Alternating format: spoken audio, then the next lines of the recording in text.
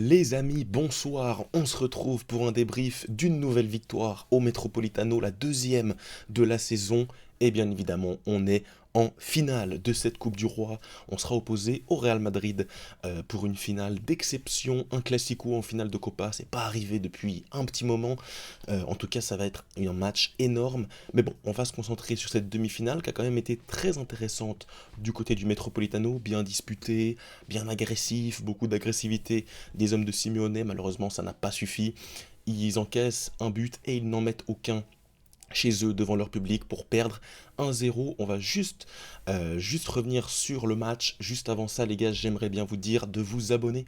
C'est très important pour me soutenir. Voilà, vous abonner, mettez le like, etc., etc. Donnez-moi également vos avis dans les commentaires. Ça m'intéresse de savoir vos avis sur cette rencontre. Et on est tout de suite parti pour les différentes compositions d'équipe. Alors bon, du côté du Barça, c'est la classique. On la commence à la connaître. Il y avait quand même le choix Dani Olmo qui était absent. Et puis Lewandowski titulaire ou non. Alors finalement, c'était Ferran Torres, on va revenir dessus, il a fait un très bon match. Fermin qui était titularisé dans ce poste de numéro 10 de ce 4-2-3-1. De Jong, Pedri, ça change pas. Koubarsi, Martinez, Koundé et Baldé, très très fort. Szczesny qui n'a pas eu un seul arrêt à faire puisque l'Atlético a fait 0 tir cadré. On va revenir dessus juste après. Et puis l'attaque avec Lamine Yamal sur le côté, Rafinha et Ferran Torres en pointe. Du côté de l'Atlético, la classique, le 5-3-2 qu'on connaît bien, Alvarez, Griezmann, De Paul, Barrios, Simeone, la classique qui marche pas, on va le dire, parce que c'est encore une saison blanche pour l'Atlético Madrid, qui est franchement assez décevant dans ces gros matchs. La première mi-temps, elle est assez indigne de la part de l'Atlético, ils se font rouler dessus, ils jouent même pas les coups à fond, et on assiste à une domination ultime dans cette première période. Franchement, c'est un récital. Je suis subjugué par mon équipe, je suis admiratif. Voilà les stats de cette première mi-temps, quasiment 70% de possession pour le Barça, 10 tirs à 10 à l'extérieur contre une équipe quand même d'importance en Europe. Ouais, franchement, l'Atlético qui ne produit absolument rien. Tu as 1,4 XG, tu finis par marquer ton but sur cette magnifique passe de Lamine Yamal pour Ferran Torres. Lamine Yamal, on va pas en parler parce qu'il fait encore un match franchement très très très bon avec beaucoup d'implications. En première mi-temps, il a été énorme, beaucoup de contrôle orienté face au jeu, il rentre dans le milieu de terrain, il sert Pedri, il sert Ferran Torres, il frappe. Franchement, il a été vraiment vraiment énorme, il a fait preuve d'une grande activité. Reynildo en face de lui, il pouvait rien faire, franchement à chaque fois il se faisait passer, ou alors il l'attrapait et il a eu son jaune très rapidement dans la rencontre, donc finalement c'était compliqué de l'arrêter ce Lamine Yamal là, et donc voilà, face à ça c'était très compliqué, tu es à distance, tu peux pas intervenir. Il lance Ferran Torres qui vient marquer ce but magnifique devant le gardien de l'Atlético, devant Musso. Et puis voilà, physionomie plutôt correcte pour le Barça. Tu mènes 1-0, tu es qualifié à ce moment-là. Ferran Torres te qualifie. Et puis à partir de là, tu domines jusqu'à la fin de la première période où là, franchement, tu aurais pu aggraver la marque, tu aurais pu marquer davantage. Il y a des occasions qui sont moins jouées. Pedri qui met une talonnade un peu courte pour Rafinha.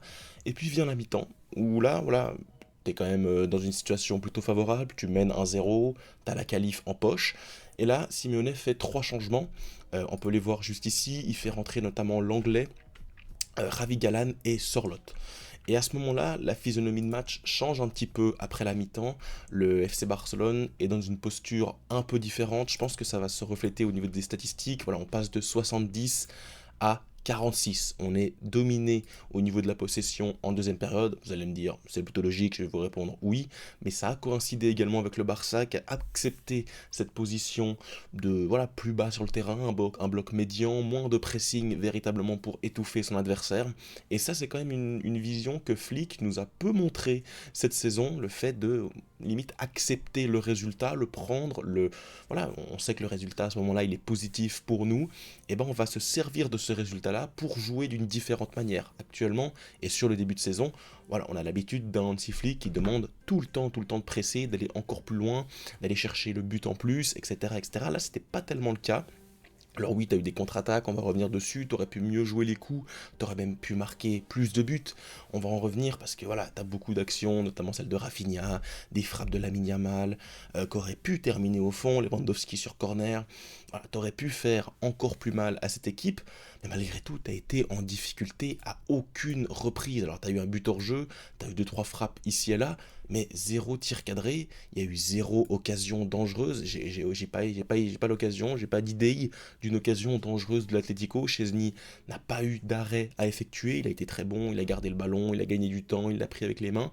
Et à part ça, il a pas été mis à contribution par les attaquants de l'Atlético qui ont été vraiment inexistants pour le coup. Donc au final, victoire logique, victoire à l'expérience, dans la douleur, dans un stade compliqué, dans un stade plein, hostile. Et ça, franchement, c'est vraiment très très cool pour ce Barça qui est jeune, une équipe jeune, qui doit prendre de l'expérience dans ces matchs, on va dire, type européen, à l'extérieur, dans un contexte compliqué. Et franchement, de l'emporter, bah, franchement, c'est magnifique. Pour revenir un peu sur les cas individuels, une défense très solide.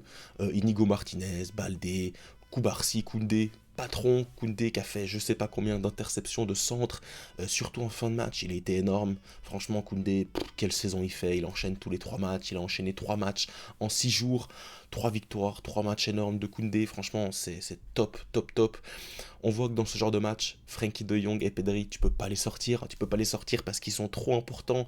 Les gars, ils gardent le ballon, qualité technique, ils se retournent, il y a un pressing, pas de souci, je fais une roulette. Ouais, ils font encore les deux un match gigantesque. Pedri a été énorme, Frenkie a été énorme, ils ont les deux très très bien joué. Fermin Lopez, il a été plutôt bon dans l'ensemble. Alors il sort en début de la deuxième mi-temps, mais pour du reste, Eric Garcia qui fait une très très bonne entrée plus bas sur le terrain. Mais franchement, Fermin Lopez, il était très bon, hein. Alors oui, il a peut-être manqué de justesse, il aurait pu faire des choses mieux, notamment des fois dans les relais, dans les passes rapides, il a manqué peut-être un peu de justesse. Malgré tout, voilà, il remplace Olmo au pied levé, il doit être titulaire, il est encore jeune, il a moins d'expérience que le reste du groupe.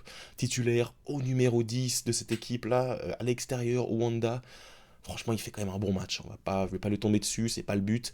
Lamine Yamal, très très bon. On en a déjà parlé. Rafinha peut-être un petit peu en dessous, notamment avec ballon. Sans ballon, il a toujours son activité qui le caractérise. Il a été très précieux dans le fait de couper les lignes de passe, d'agresser, surtout en première mi-temps. Il a beaucoup agressé. Il a peut-être un petit venangé en deuxième mi-temps. Il aurait pu mieux faire, il aurait pu marquer, il aurait pu passer. Malgré tout, voilà, c'est le match de retour de trêve de Rafinha qui n'a pas joué depuis sa sélection brésilienne. Donc voilà, forcément, il y a un petit retour en rythme qui est nécessaire. On sait qu'il a fait une magnifique première partie de saison et une magnifique saison tout court. Voilà, je pense qu'il a besoin de revenir dans le rythme. Mais il y a encore des matchs de LDC, des classicos qui vont arriver. Pas de doute qui sera très très important. Pour notifier quand même les entrants et même Ferran Torres, Ferran Torres, il ne cesse de nous impressionner. Seul buteur ce soir, un but qui vaut très très cher.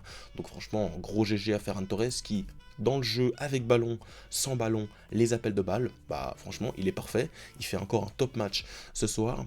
Eric Garcia, j'ai trouvé très bien. Araujo également dans un style défensif où il avait une mission sur Sorloth. Il a été très important à la fin de match. Il dévie un ballon plutôt important également. Donc franchement, Araujo, on le sait, dans ce style de match, dans ce style de contexte où il faut défendre sa surface, où il faut défendre face à des attaquants en nombre. C'est un des meilleurs au monde, il est tout simplement monstrueux dans ce domaine-là.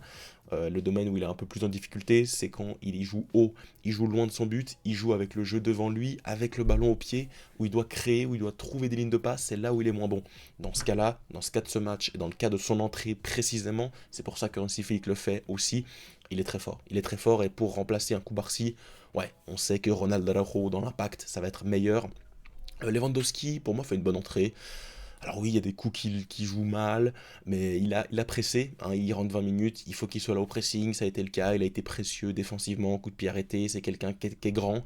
Et Gérard Martin qui est rentré pour pouvoir prendre un petit carton jaune, parce que Baldé en avait déjà un, donc franchement, bonne gestion de Hansi Flick, encore une fois, pas de blessés, des joueurs qui performent, une équipe qui continue de l'emporter, qui est toujours invaincue en 2025, qui va se présenter dans les 3 tableaux. Copa del Rey, t'es en finale. LDC, t'es en quart de finale. Liga, tu es leader avec 3 points d'avance et tu vas recevoir le dernier Classico. Ouais, quelle situation merveilleuse pour ce Barça, je suis enchanté. La deuxième mi-temps, un peu moins bonne, mais franchement, dans l'ensemble, quand tu regardes le calendrier, l'enchaînement des matchs, tu peux dire bravo à cette équipe du Barça que j'attendais pas du tout lors du début de saison. de cette force-là. Je ne m'attendais pas à cette saison de la part du Barça. Et franchement, on a encore assisté à une première période de très très grande qualité. Donc voilà les amis, c'est tout pour ce débrief. J'espère qu'il vous aura plu. J'espère également que vous allez laisser vos avis dans les commentaires, comme ça on pourra avoir des petits débats sur votre opinion sur la rencontre et bien sûr votre opinion sur la suite de cette compétition avec une finale qui va se profiler du côté de Séville face au Real Madrid lors d'un classico. Ça va être top, on se retrouve très vite pour de nouvelles vidéos, je vais vous laisser là, bonne fin de soirée à vous, n'hésitez pas à lâcher votre petit pouce bleu et votre abonnement en partant. Ciao et Visca Barça.